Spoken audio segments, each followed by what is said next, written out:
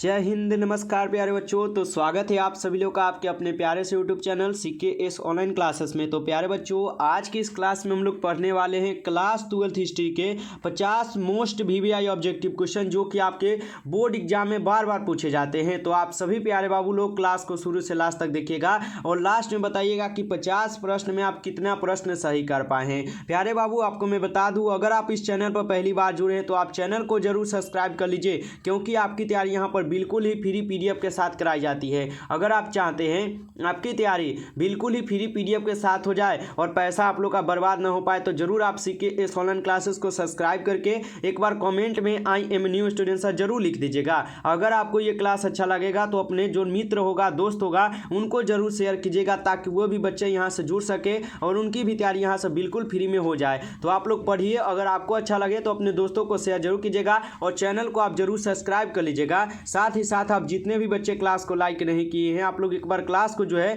जल्दी से लाइक कर दीजिए। हम क्लास को स्टार्ट करते हैं और आज का पहला नंबर क्वेश्चन पढ़ते हैं कि आज का पहला नंबर क्वेश्चन क्या है।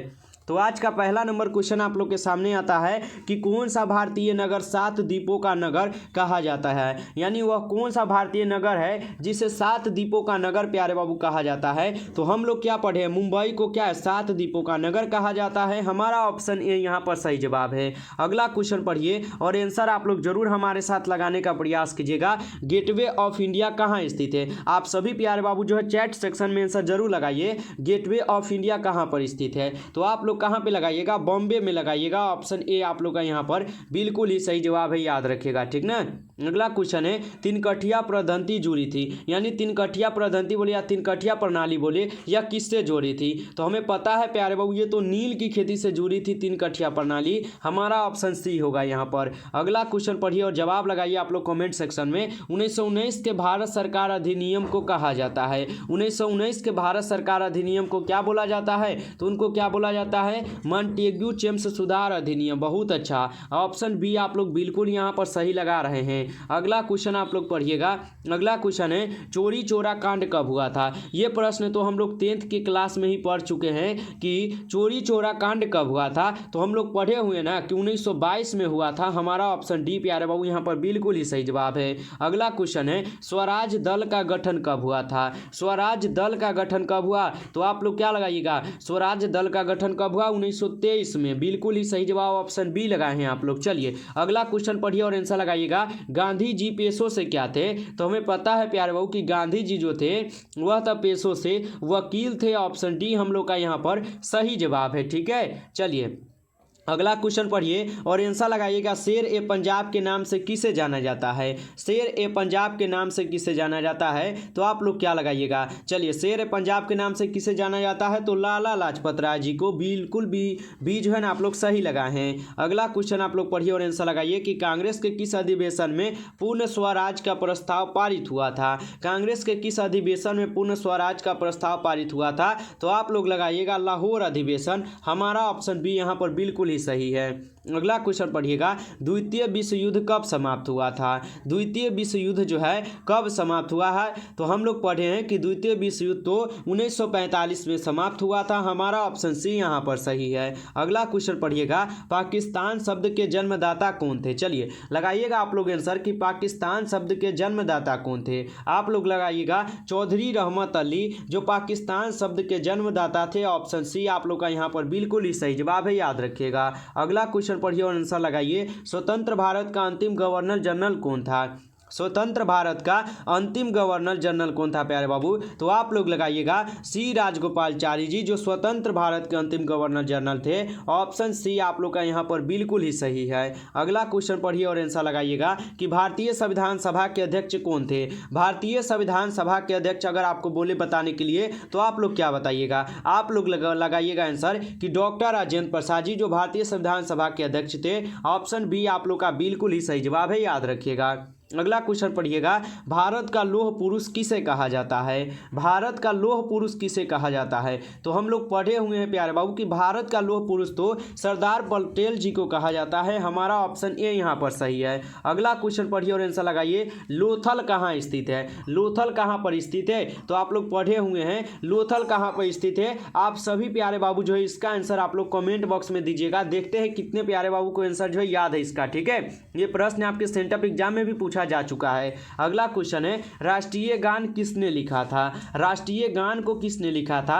तो हम लोग पढ़े हैं कि राष्ट्रीय गान को तो रविंद्रनाथ टैगोर जी लिखे हैं। हमारा ऑप्शन बी यहाँ पर सही है। अगला क्वेश्चन पढ़िए और आंसर लगाइए, हड़प्पा सभ्यता का सबसे बड़ा नगर कौन था? लगाइएगा प्यारे बाबू आंसर कि हड़प्पा सभ्यता का सबसे बड़ा नगर कौन था? आप लोग लगाइएगा मोहनजोदड़ो, जो हड़प्पा सभ्यता का सबसे बड़ा नगर था, याद रखिएगा आप लोग। ठीक है, चलिए अगला क्वेश्चन है, भारतीय पुरातत्व सर्वेक्षण विभाग के पहले डायरेक्टर जनरल कौन थे? भारतीय पुरातत्व सर्वेक्षण विभाग के पहले डायरेक्टर जनरल कौन थे? तो आप लोग लगा दीजिएगा ए कनिंघम। ऑप्शन ए आप लोग का यहाँ पर बिल्कुल ही सही जवाब है, याद रखिएगा। अगला क्वेश्चन है, हड़प्पा सभ्यता में अग्निकुंड कहाँ पाई जाती है? हड़प्पा सभ्यता में अग्निकुंड जो है कहाँ पर पाई जाती है? तो आप लोग लगाइएगा लोथल में जो है हड़प्पा सभ्यता में अग्निकुंड पाई जाती है। हमारा ऑप्शन बी यहाँ पर सही जवाब है। अगला क्वेश्चन पढ़िएगा कि मालविकाग्नि मित्र किसकी रचना है? तो ये रचना तो हम लोग पढ़े हैं कि कालिदास के आते हैं। हमारा ऑप्शन ए होगा। ठीक है,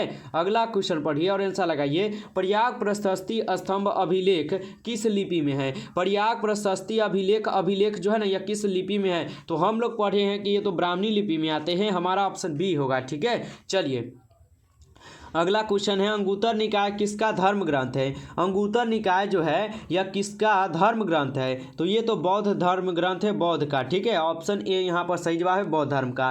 अगला क्वेश्चन है, धम्म महामंत्रों को किसने नियुक्त किया था? प्यारे बाबू आप लोग आंसर लगाइएगा कि धम्म महामंत्रों को किसने नियुक्त किया था? तो आप लोग अशोक लगाइएगा। ऑप्शन बी आप लोग का यहाँ पर बिल्कुल ही सही जवाब है, याद रखिएगा। चलिए अगला क्वेश्चन है कि जीवक वैद्य किस वंश के काल में थे? जीवक वैद्य किस वंश के काल में थे प्यारे बाबू? तो आप लोग लगाइएगा जीवक वैद्य जो है हर्यक वंश के काल में थे। ऑप्शन सी आप लोग का सही जवाब है। अगला क्वेश्चन पढ़िए और आंसर लगाइए। अगला क्वेश्चन कह रहा है कि किस शिलालेख में हमें अशोक द्वारा कलिंग विजय का पता चलता है? किस अभिलेख से हमें कलिंग द्वारा जो है किस अभिलेख से हमें अशोक द्वारा कलिंग विजय का पता चलता है? तो ये तो चलते हैं प्यारे बाबू 13वें अभिलेख में। हमारा ऑप्शन डी होगा यहाँ। अगला क्वेश्चन पढ़िए और आप लोग आंसर लगाइएगा। अगला क्वेश्चन कह रहा है कि मनुस्मृति में कितने प्रकार के विवाहों की चर्चा जो है की गई है? मनुस्मृति में कितने प्रकार के विवाहों की चर्चा की गई है? तो इनमें क्या लगाएंगे आप लोग? कुल 6 प्रकार के। ठीक है, सॉरी यहाँ पर 6 नहीं होना चाहिए, यहाँ पर आप लोग का हो जाएगा 8 प्रकार के। ठीक है, 8 प्रकार के विवाहों की चर्चा याद रखिएगा आप लोग। अगला क्वेश्चन है, डॉक्टर भीमराव अंबेडकर ने किस धर्म को अपनाया था? तो डॉक्टर भीमराव अंबेडकर जी जो है वह कौन से धर्म को अपनाए थे? बौद्ध धर्म को। ठीक है, ऑप्शन बी हम प्यारे बाबू यहाँ पर बिल्कुल ही सही करेंगे, याद रखिएगा आप लोग। अगला क्वेश्चन पढ़िएगा, पुराणों की संख्या कितनी है? पुराणों की संख्या कितनी है? आप सभी प्यारे बाबू लोग आंसर लगाइएगा, पुराणों की संख्या क्या है? चलिए पुराणों की संख्या कितनी है? तो 18 लगाए हैं, तो बिल्कुल ही सही जवाब प्यारे लगाए हैं आप। चलिए अगला क्वेश्चन आप लोग पढ़िए कि अकबरनामा कितने खंडों में विभाजित है? ठीक है, अकबरनामा जो है यह कितने खंडों में विभाजित है? तो हम लोग पढ़े हुए हैं कि अकबरनामा जो है यह तो कुल 3 खंडों में विभाजित है। हमारा ऑप्शन बी यहाँ पर सही है। ठीक है, अगला क्वेश्चन पढ़िए कि आईने अकबरी मूलतः किस भाषा में लिखे गए हैं? आईने अकबरी जो है मूलतः किस भाषा में लिखी गई है? तो यह तो लिखे गए हैं फारसी भाषा में। हमारा ऑप्शन बी यहां पर होगा। ठीक है, चलिए अगला क्वेश्चन का जवाब दीजिएगा आप लोग कि शेर शाह सूरी ने 1540 ईस्वी में किसे परास्त किया था? शेर शाह सूरी ने 1540 ईस्वी में किसे परास्त किया था? तो वह परास्त किए थे हुमायूं को। ऑप्शन सी आप लोग का यहां पर सही जवाब है, याद रखिएगा। अगला क्वेश्चन है, अकबर को किस वर्ष बादशाह घोषित किया गया था? अकबर को किस वर्ष जो है बादशाह घोषित किया गया था? तो उनको कब किया गया था? तो 1556 लगाइएगा। ऑप्शन सी आप लोग का बिल्कुल सही हो जाएगा। ठीक है, चलिए अगला क्वेश्चन पढ़िए और आंसर लगाइए। खालसा पंथ की स्थापना किसने की थी? खालसा पंथ की स्थापना किसने किया था प्यारे? तो आप लोग क्या लगाइएगा? आप लोग लगाइएगा गुरु गोविंद सिंह, जो खालसा पंथ की स्थापना किए थे, याद रखिएगा आप लोग। अगला क्वेश्चन पढ़िए कि विट्ठल ना क्या है, विट्ठल, ठीक है, विट्ठल मंदिर का निर्माण किस शासक के काल में हुआ था? ठीक है, यानी विट्ठल मंदिर का निर्माण जो किस शासन के शासनकाल में प्रारंभ हुआ था? तो आप लोग लगाइएगा देवराय द्वितीय के शासनकाल, ऑप्शन बी बिल्कुल सही है। अगला क्वेश्चन पढ़िएगा, तालीकोटा का युद्ध जो है कब हुआ था? तो तालीकोटा का युद्ध हम लोग पढ़े हैं कि 1565 में हुआ। हमारा ऑप्शन यहाँ पर ये जो है बिल्कुल ही सही है। अगला क्वेश्चन पढ़िएगा। अगला क्वेश्चन हम लोग पढ़ चुके हैं, नेक्स्ट क्वेश्चन पढ़िए। नेक्स्ट क्वेश्चन है लिंगायत आंदोलन की स्थापना किसने की थी? लिंगायत आंदोलन की स्थापना किसने किया था? तो आप लोग लगाइएगा लिंगायत आंदोलन की स्थापना बासवाना जी किए थे। ऑप्शन ए यहाँ पर आप लोग का सही जवाब है, याद रखिएगा। अगला क्वेश्चन पढ़िएगा, फ्रांसीसी बर्नियर किस शासक के शासनकाल में भारत आए थे? ठीक है, चलिए, फ्रांसीसी बर्नियर किस शासक के शासनकाल में कहाँ काल में आया था? ठीक है, सीधा है यहाँ पर काल में, तो आप लोग लगाइएगा औरंगजेब के काल में हो जाएगा। ठीक है, याद रखिएगा। अगला क्वेश्चन है 1857 के विद्रोह की पूर्वी निर्धारित तिथि क्या थी? यानी 1857 के विद्रोह की जो पूर्व निर्धारित तिथि है वह कौन सी है? तो आप लोग लगाइएगा 31 मई 1857, ऑप्शन डी आप लोग का यहाँ पर बिल्कुल ही सही है। अगला क्वेश्चन है तात्या टोपे को फांसी कब दी गई थी? तात्या टोपे जी को फांसी की सजा कब दी गई थी? तो उनको फांसी की सजा जो है 18 अप्रैल 1859 को दिया गया। ऑप्शन सी आप लोग का यहाँ पर बिल्कुल ही सही जवाब है, याद रखिएगा। अगला क्वेश्चन आप लोग पढ़िएगा कि झोकन बाग हत्याकांड कहाँ पर हुआ था? ठीक ना, झोकन बाग हत्याकांड कहाँ पर हुआ था या कहाँ हुआ था? तो आप लोग कहाँ पर लगाइएगा? आप लोग झांसी में लगाइएगा, बिल्कुल ही सही जवाब हो जाएगा, ऑप्शन ए आप लोग का। अगला क्वेश्चन पढ़िएगा 1922 में मोहनजोदड़ो की खोज किसने की थी? 1922 में मोहनजोदड़ो की खोज कौन की थी? तो आप लोग क्या लगाए हैं? आप लोग यहाँ पर अखालदास बनर्जी लगाए हैं, बिल्कुल ही सही जवाब ऑप्शन डी लगाए हैं। प्यारे बाबू, अगर अभी तक आप जो है क्लास को लाइक नहीं किए हैं तो आप जरूर एक बार क्लास को लाइक कर दीजिए। चैनल पर पहली बार जुड़े हैं और बिल्कुल फ्री पीडीएफ के साथ अपनी तैयारी करना चाहते हैं तो चैनल को सब्सक्राइब करके एक बार कमेंट में I am new student sir जरूर लिखिएगा, क्योंकि आपकी तैयारी प्यारे बाबू यहाँ पर बिल्कुल ही फ्री पीडीएफ के साथ कराई जाती है और बहुत ही अच्छी तरीके से आपको जो है नोट्स दिया जाता है, जिससे आप जो है रिवीजन करते चलेंगे। इसलिए आप चैनल को सब्सक्राइब जरूर कीजिएगा।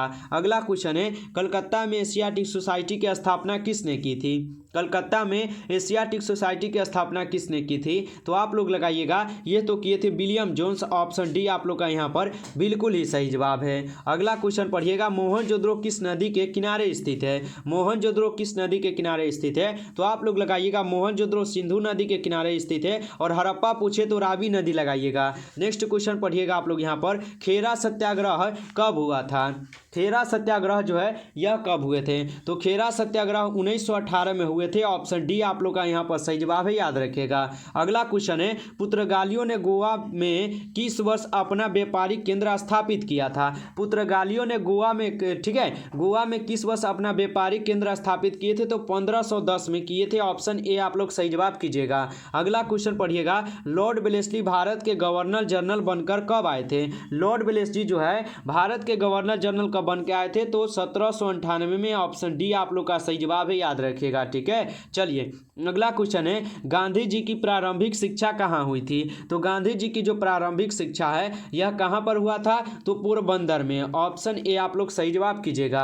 अगला क्वेश्चन पढ़िएगा कृषि में तिनकठिया पद्धति कहाँ लागू की गई थी? तो कृषि में जो तिनकठिया प्रणाली थी ये तो आपके खेरा में लागू की गई, सॉरी ये आपके खेरा नहीं बल्कि चंपारण में हुआ था। ठीक है, चंपारण में ना हुआ था, हमारा ऑप्शन डी होगा। अगला क्वेश्चन पढ़िएगा साबरमती से दांडी की यात्रा गांधी जी ने कितने दिनों में की थी? तो साबरमती से दांडी जी की यात्रा गांधी जी ने कितने दिनों में किए हुए थे? तो आप लोग लगाइएगा यह जो है कुल कितने दिनों में किए थे? तो कुल 24 दिन में, हमारा ऑप्शन सी यहाँ पर बिल्कुल ही सही जवाब है, याद रखिएगा। प्यारे बाबू आप लोग को यहाँ पर कुल हम 50 क्वेश्चन यानी 50 क्वेश्चन पढ़ाएं और ये सभी क्वेश्चन काफ़ी इंपॉर्टेंट क्वेश्चन थे। अगर आपको ये क्लास अच्छा लगा हो तो जरूर आप क्लास को लाइक कर दीजिएगा। चैनल पर पहली बार जुड़े हैं तो आप जरूर चैनल को सब्सक्राइब करके ऑल पे दबा कर जुड़े रहिए, क्योंकि CKS ऑनलाइन क्लासेस आप लोग को बिल्कुल ही फ्री में पढ़ाता है और बिल्कुल ही फ्री PDF के साथ पढ़ाता है। तो अगर आप चाहते हैं अपनी पढ़ाई बिल्कुल फ्री PDF के साथ करना है तो आप जरूर चैनल को सब्सक्राइब कर लीजिएगा और अपने उन दोस्तों को शेयर कर दीजिएगा, ताकि आपके दोस्त लोग भी यहाँ से आकर अपनी बिल्कुल ही फ्री में पढ़ाई कर अपनी अच्छे से तैयारी कर ले। ठीक है, तो ज़्यादा से ज़्यादा आप लोग शेयर कीजिएगा और चैनल को आप जरूर सब्सक्राइब कर लीजिएगा।